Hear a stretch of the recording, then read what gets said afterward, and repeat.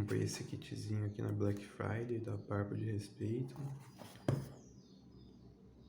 Ainda não usei, acabou de chegar, só tirei o plastiquinho. E vamos ver o que vem. É um kit de 3 paradinhas para crescer a barba e um shampoo, eu acho. Peguei na promoção. Vamos ver se funciona. Embalagem bem simples, só o caixinha de papelão mesmo.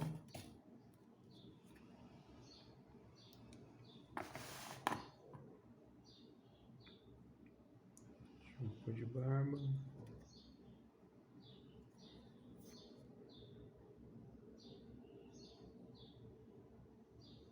Não testado em animais. Muito massa. Vem 200 ml. E 3 blends desse de crescimento, para ver se eu fecho algumas falhas aqui.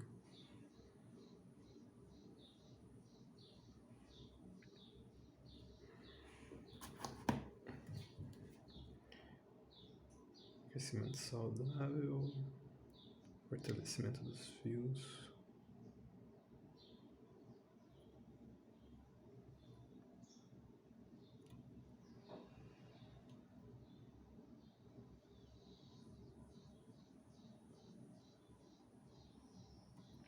Eficácia comprovada.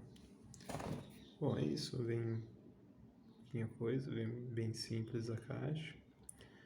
E vamos ver se dá certo, se começa a nascer um pouco mais de barba, fechar as falhas que eu tenho aqui.